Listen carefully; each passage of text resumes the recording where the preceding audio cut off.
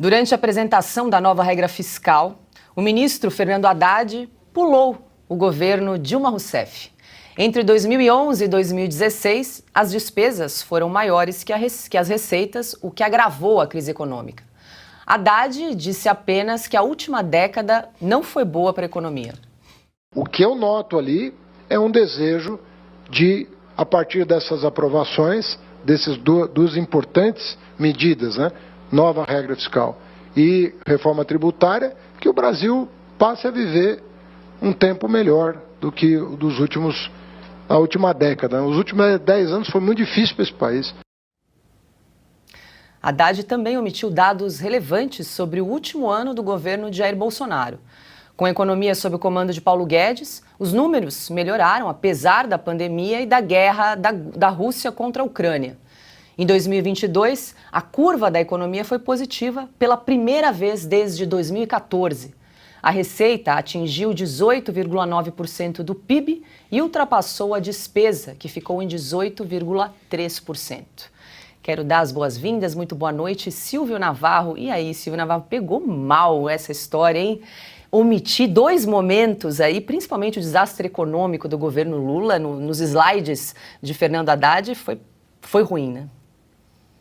Boa noite, Paula Leal, nossa âncora, meu irmão Augusto Nunes, para a craque Ana Paula Henke. Eu queria deixar um abraço hoje para o Guilherme Fiuza, um abraço especial para ele. Boa noite para a nossa audiência. Paula, cada vez que eu ouço o Fernando Haddad falar, eu tenho mais certeza de que ele não tem a menor ideia do que ele está fazendo naquela cadeira. E ele se embaralha, é o arcabouço fiscal, ele omite o período, talvez o pior período na nossa economia, desde o Fernando Collor de Mello, que foi a gestão Dilma Rousseff, né, o país em recessão, desemprego batendo recordes em cima de recordes, fuga de investidores, e é claro, o período da pedalada fiscal, que levou a presidente a sofrer o segundo impeachment desde a redemocratização do Brasil. E aí ele coloca a reforma tributária no meio, ele vai misturando as coisas e vai seguindo numa linha em que chega no final, ninguém entendeu, ele dá boa noite e fica por isso mesmo.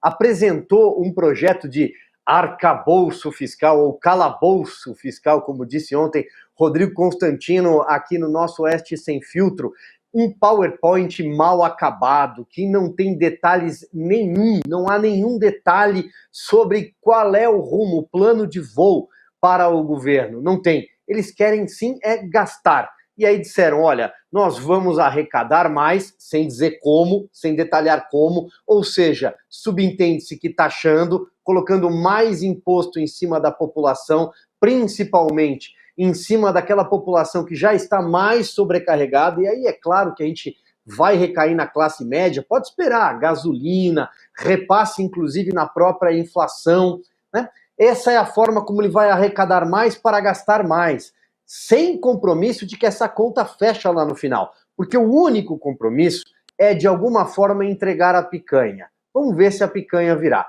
Mas veja, Paula, eu andei apanhando ali um ou outro dado hoje no noticiário do dia, tá? Porque a gente vai fazer um grande levantamento na próxima semana, quando este governo completa 100 dias. Ou, como bem me lembrou ontem um telespectador durante o nosso Estúdio Oeste, este governo não completa 100 dias porque não governou um dia sequer.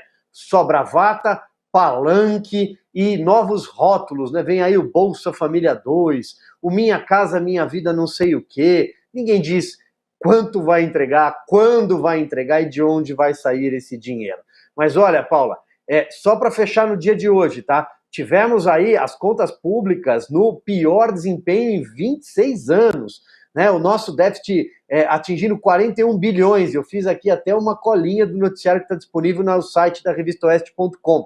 Descobri que o governo enviou um PL, vai mandar um projeto de lei para o Congresso Nacional para mexer na LOA, né, na Lei Orçamentária Anual, porque precisa incluir um reajuste de 9% para todos os funcionários públicos.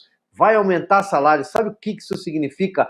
Mais de 11 bilhões de reais. É um governo que gasta, um governo que quer aumentar salário de funcionalismo público, aumentar o tamanho da máquina, não para de nomear cargos, né? Temos 115 mil cargos de diretoria e assessoramento, 600 cargos em conselho de administração e diretorias. Veja, é um governo que quer gastar, Paula. É só disso que se trata. E o Fernando Haddad precisa de um tradutor ou tecla SAP, alguma coisa, porque eu não conheço nenhum economista que esteja entendendo o que ele está falando. E aí, Ana, ontem na apresentação, Fernando Haddad se limitou a dizer que a última década não foi boa para o Brasil e vale a gente resgatar aspas da Simone Tebet, ministra do Planejamento, que falou que o foco não é reduzir despesa, né? Não é controlar gasto público.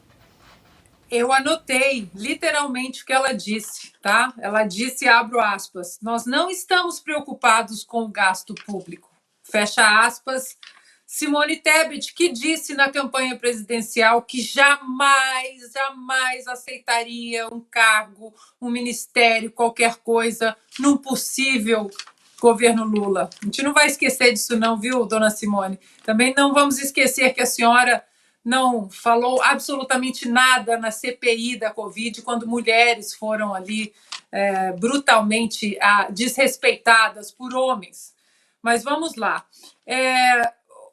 Eu acho que, não sei se dá tempo da nossa produção colocar na tela uma capa histórica que nós produzimos aqui na Revista Oeste da herança bendita do governo Bolsonaro. Aquela edição é uma edição histórica porque está tudo ali, em números, ações e não promessas. O que o Lula fez na campanha, agora como presidente, e o que o Haddad segue, né, segue a mesma linha, é promessa.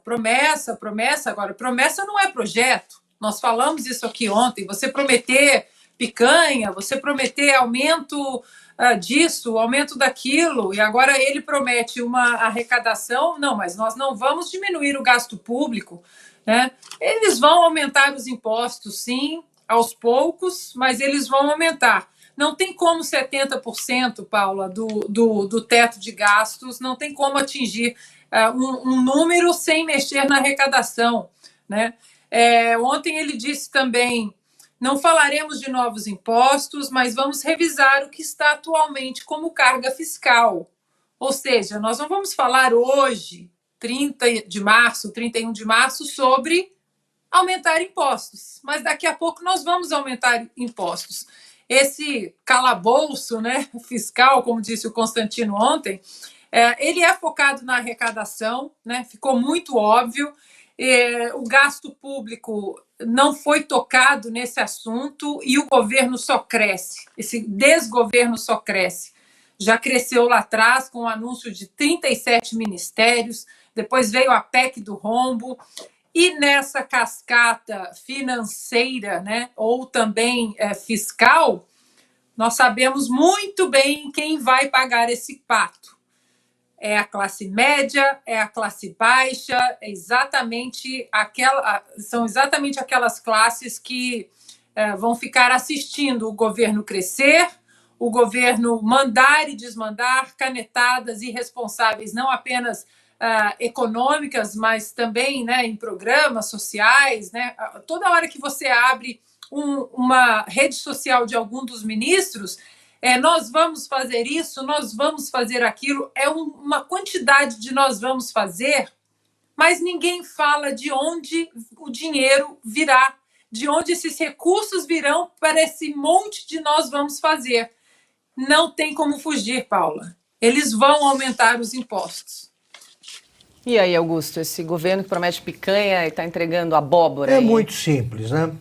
Se o PT aplicasse antes a política econômica que o PT defende está sendo ensaiada, agora a Dilma aplicou, seria um desastre.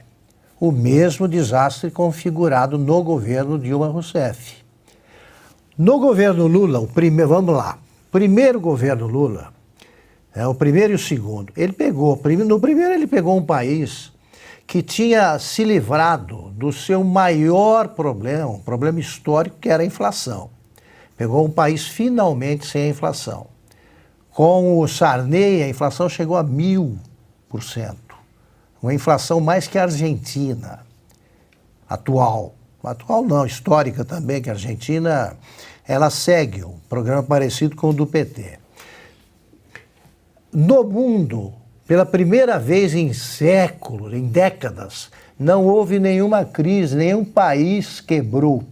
No governo Fernando Henrique, 3 países quebraram, pelo menos. Então, o Palocci, o ministro Antônio Palocci, que também não entendia nada de economia, é médico, ele se limitou a fazer o que fazia o ministro Pedro Malan no governo Fernando Henrique. E por isso a coisa andou. No começo aí começaram as bobagens, e também começou a culpar juros, queria baixar juros, começou a dar dinheiro do BNDES para todo mundo e foi o desastre que eu não preciso aqui comentar. Agora, quando um sujeito como o Haddad assume um posto numa área que ignora e se mete a falar palavras difíceis aí para esconder o que ele não sabe, aí ele acaba sendo mais revelador aí do que o mais sincero dos ministros do PT. Por que ele podou uma década? De repente sumiu uma década da história econômica do Brasil. Porque nessa década tivemos governo Dilma, governo Temer, governo Bolsonaro. O governo Dilma dispensa evocações. Ela quebrou o Brasil. Ia quebrar, mereceu o impeachment, que sempre é provocado também por motivos políticos, que se associam a irregularidades, ilegalidades cometidas à vontade popular e à impaciência justíssima do Congresso, insatisfação e impaciência. É isso. Era de golpe. O que aconteceu com a Dilma foi o que aconteceu com o Fernando Collor. O Temer, do ponto de vista da economia, bastaria ele ter enviado, como enviou, para o Congresso a reforma da Previdência, que foi aprovada no governo Bolsonaro. O Temer mandou outras reformas e fez mudanças no governo para melhor. Então não convém ao Haddad falar do governo Temer. E o não falar do governo Bolsonaro é o maior elogio que o Paulo Guedes podia receber. Ele não falou porque foi bom. Imagine se o Bolsonaro tivesse feito alguma coisa parecida com a Dilma. O Haddad ia ficar esculhambando o Bolsonaro 2 horas. Ele nem fala. A Dilma sumiu da história por ser um show de incompetência. O Temer, porque fez algumas coisas boas. E o Bolsonaro, porque manteve a política econômica num rumo que agora, só no começo do desvio provocado pelo governo Lula, já está mostrando a que veio.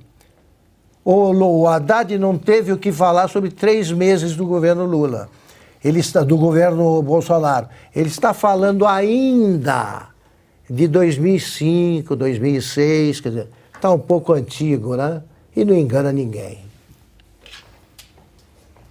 Quer complementar, Silvio? Eu só queria lembrar de um detalhe. Esse período que ele omite da história, né, o governo Dilma Rousseff, o primeiro governo Dilma Rousseff, aliás, o período todo dela, né? Ele foi prefeito de São Paulo nesse período. Então, se ele apagar da história, ele também não foi prefeito de São Paulo? Ou o que será que ele quer apagar, né? A gestão desastrosa dele também na maior cidade do país, cuja a grande marca, teve 2 grandes marcas a gestão dele. A primeira, as ciclovias. Encheu São Paulo de ciclovias. Elas começam no nada e terminam no lugar nenhum. Ao longo do tempo, elas foram ficando apagadas e hoje a cidade de São Paulo tem nessas ciclovias verdadeiros depósitos de lixo ou então faixas estreitas nas grandes artérias que cruzam a cidade. A segunda, o projeto dele para aumentar a Cracolândia. Foi isso que aconteceu. A Cracolândia, no centro de São Paulo, cresceu e é o que é hoje um grande problema para qualquer administrador da cidade e do estado por culpa do senhor Fernando Haddad.